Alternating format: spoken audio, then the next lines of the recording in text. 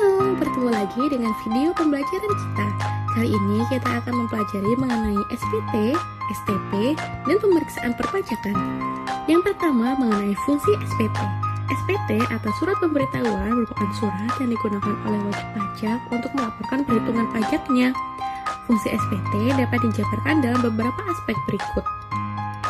Pertama, sebagai sarana pelaporan, wajib pajak melaporkan besaran pajak terutang, pajak yang telah dibayar atau disetor, dan pajak kurang atau lebih bayar.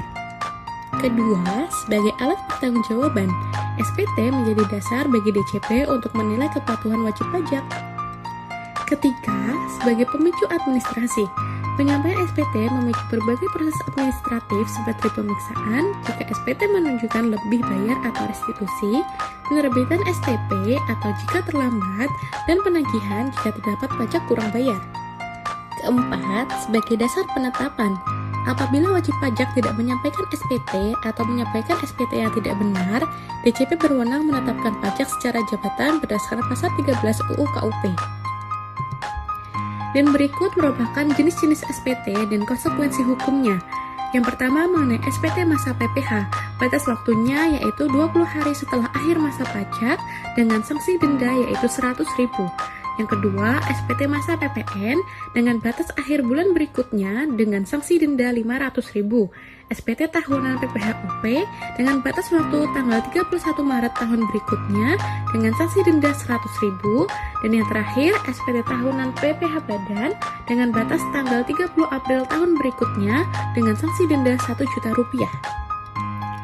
Selanjutnya kita masuk ke pemeriksaan pajak. Jenis pemeriksaan pajak ada dua, yaitu di kantor DJP dan di tempat WP atau tempat lain. Kemudian mengenai tujuan pemeriksaan. Tujuan pemeriksaan dibedakan menjadi dua. Yang pertama, untuk menguji kepatuhan pemenuhan kewajiban perpajakan yang dilakukan apabila SPT menunjukkan lebih bayar, SPT tahunan PPh menunjukkan rugi, SPT tidak disampaikan atau terlambat disampaikan, SPT memenuhi kriteria seleksi berdasarkan hasil analisis risiko, dan terdapat indikasi kewajiban perpajakan selain kewajiban PPh yang tidak dipenuhi. Kemudian tujuan yang kedua yaitu untuk tujuan lain yang meliputi pemberian NPWP secara jabatan, penghapusan NPWP, pengukuhan atau pencabutan PKP, penentuan saat mulai berproduksi, dan tujuan lain yang diamanatkan undang-undang. Lalu, bagaimana sih alur pemeriksaan pajak? Alur pemeriksaan pajak dari awal hingga kesimpulan meliputi beberapa tahapan yang harus dilalui secara berurutan. Tahapan yang pertama adalah penyampaian surat pemberitahuan pemeriksaan atau SP2 oleh DJP kepada wajib pajak. SP2 ini memuat identitas pemeriksa, jenis, dan tujuan lingkup pemeriksaan serta jangka waktu pemeriksaan. Tahap yang kedua adalah penyampaian surat permintaan dokumen, di mana pemeriksa meminta wajib pajak untuk menyerahkan buku, catatan, dan dokumen yang diperlukan dalam jangka waktu 1 bulan. Tahap yang ketiga adalah pelaksanaan pemeriksaan di mana pemeriksa menghimpun dan mengolah data serta melakukan pengujian kepatuhan. Tahapan yang keempat yaitu penyampaian SPHP atau surat pemberitahuan hasil pemeriksaan yang memuat temuan pemeriksaan beserta koreksi yang diusulkan. Tahapan kelima adalah penyampaian tanggapan tertulis oleh wajib pajak atas SPHP dalam jangka waktu 7 hari kerja atau dapat diperpanjang sesuai pengajuan. Tanggapan ini merupakan kesempatan krusial bagi wajib pajak untuk menyampaikan sanggahan atas koreksi yang tidak disetujui, sertai bukti-bukti pendukung dan argumentasi hukum.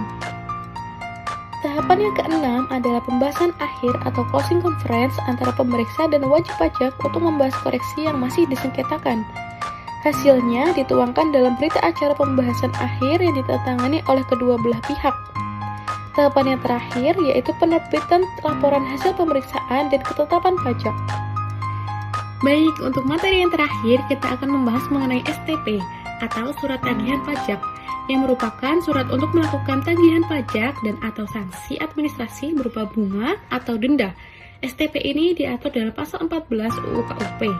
Berbeda dengan SKP yang diterbitkan berdasarkan hasil pemeriksaan, STP dapat diterbitkan berdasarkan hasil penelitian atau verifikasi administratif tanpa melalui proses pemeriksaan. Kekuatan hukum STP dibersamakan dengan SKP, sehingga STP merupakan dasar penagihan pajak yang sah. Berikut merupakan 5 kondisi penerbitan STP menurut pasal 14 ayat 1 UU KUP. Kondisi yang pertama yaitu PPh dalam tahun berjalan tidak atau kurang dibayar. STP diterbitkan apabila pajak penghasilan dalam tahun berjalan yang seharusnya dibayar sendiri oleh wajib pajak tidak atau kurang dibayar.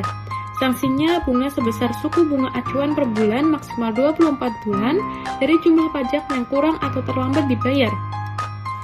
Kondisi yang kedua yaitu wajib pajak dikenai sanksi administrasi berupa denda atau bunga.